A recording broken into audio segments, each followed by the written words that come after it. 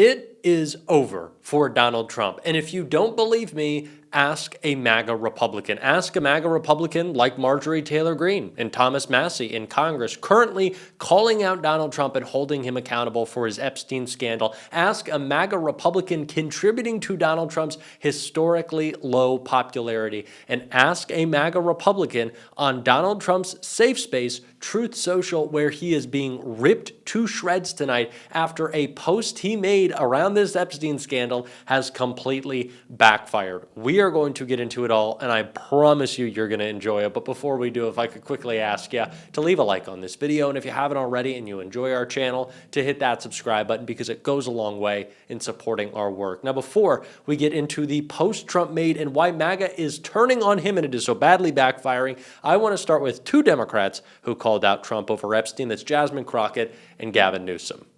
You see, the president doesn't want you to focus on things such as his involvement with the Epstein files.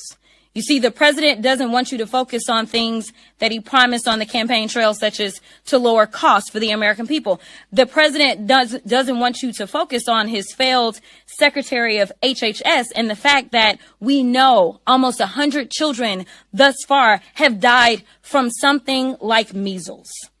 He doesn't want you to focus on the things that truly matter to the American people that are trying to survive now. Instead, again, he wants to divide and distract. So let me be clear. We are not going to allow them to whitewash this. In fact, the leader was very thoughtful when he decided to put together this team. All of us know a little something about the law because we've all practiced law. And we are going to make sure that the American people get the truth, no matter how many lies they put out there. On January 6th, Donald Trump not only incited the attack, he doubled down by pardoning those violent insurrectionists. And when did he do that? On his very first day in office. I don't do drawings, but I'm not a drawing person. I don't do drawings of women, that I can tell you. They say there's a drawing of a woman, and I don't do drawings of women.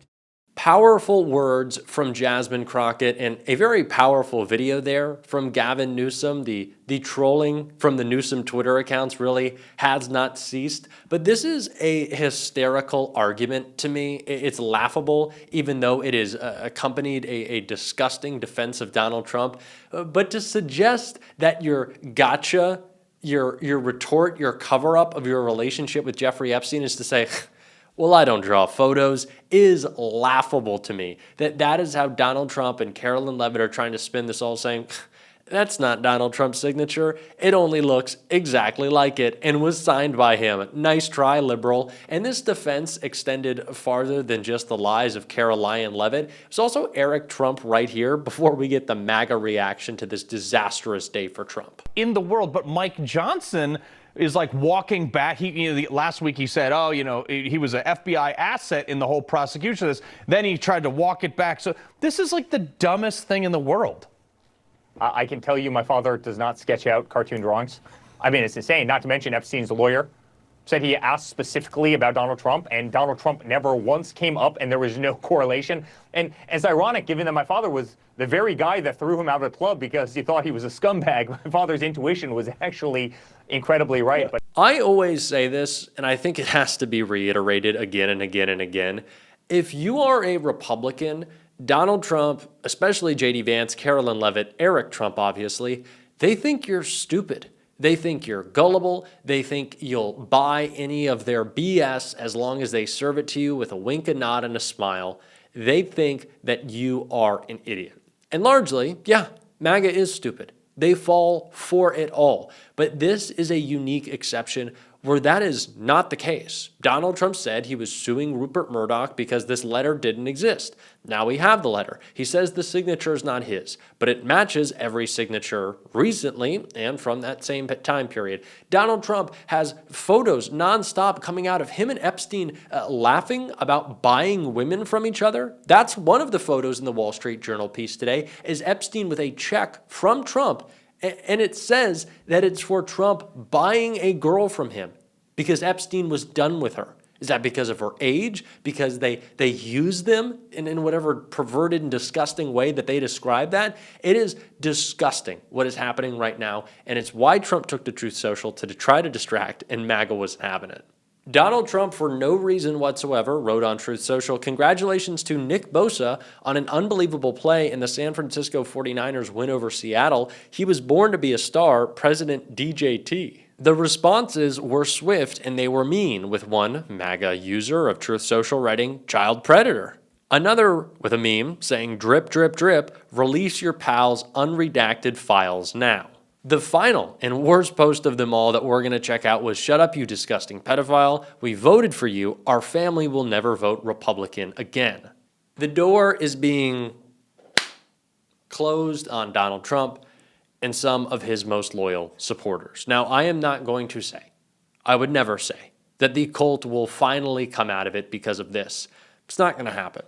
But a large percentage, even a small percentage of MAGA coming to terms with the fact that Donald Trump is and always has been a predator, that Donald Trump is and always has been a criminal, that Donald Trump was best buddies with Jeffrey Epstein, is a huge blow to his presidency and a huge blow towards any popular sentiment towards Donald Trump.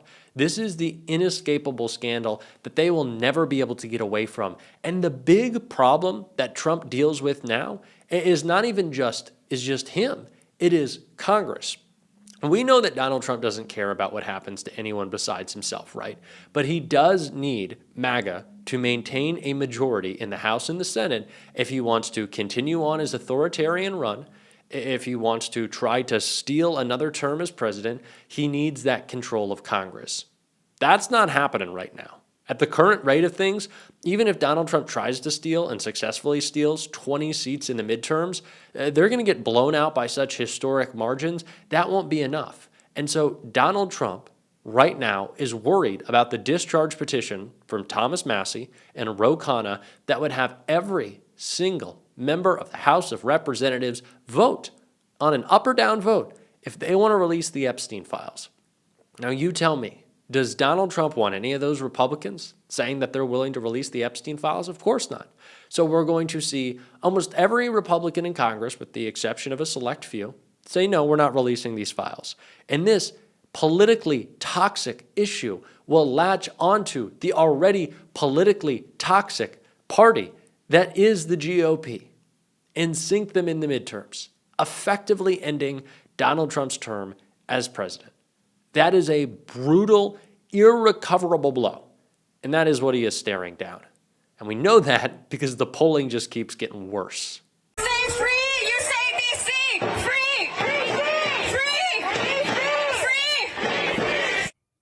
Major protests continue against Donald Trump. We've seen more sustained protests against the first year here of this term than most modern presidents. And yet, at the same time, some of the things that Donald Trump is doing and seizing powers for are still getting backed up by the Supreme Court, which has so many Republican members. The rulings that we're seeing are against this backlash. Massive crowds in D.C., one church ringing its bells in solidarity.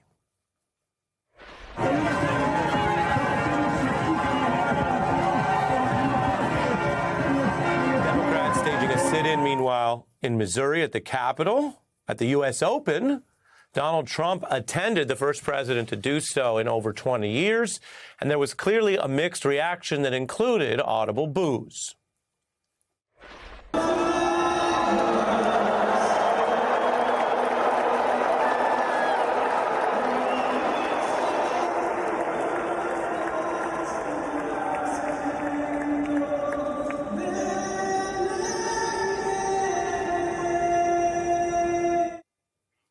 That's just one indicator from sports. Meanwhile, on the streets of Chicago, we saw signs against ICE and Trump's crackdown. An aerial view here of the protests about Trump sending in more federal troops. One sign said Trump must go now. You could see that hovering in the crowd. The Democratic governor speaking out. It's, I believe, a nefarious plan. It's one that's been repeated over and over again by tyrannical dictatorships across history, where you try to incite local population into some mayhem by sending in police or other disruptors, and then claim that there's too much mayhem on the ground, and therefore there must be troops that are sent in. The Democrat there speaking to Jen Psaki and explaining his view of why this is nefarious. Now, there is legitimate ways to enforce immigration laws. Many countries do that. But whether this is an effort at a kind of scare tactics with ICE agents emboldened will continue under the Supreme Court, which has gone out of its way to help Trump even as he tests new powers. Just today, the Supreme Court said ICE can actually continue roving raids that had been challenged and paused by lower courts. Part of this includes what is basically the targeting of individuals based on appearance, what amounts to a type of racial profiling, no matter how you debate the wording, which usually, I want to tell you, is unconstitutional. In a 6-3 opinion, though, the court said that ICE can continue to do that for now and also allowed Trump to oust an FTC commissioner despite a federal law that prohibits presidents from doing that without cause. You take it together and you actually see something pretty rare, which is sustained street protests against a president who doesn't have any kind of good approval. He's underwater. Most people oppose him and what he's doing, even though he won an election. And yet the court is going out of its way, sometimes on a fast or emergency basis, to help the unpopular president with new powers that, remember, this MAGA court did not extend when there were Democrats in the White House. Here is Trump appointee Barrett discussing why she still doesn't think we're close to a constitutional crisis.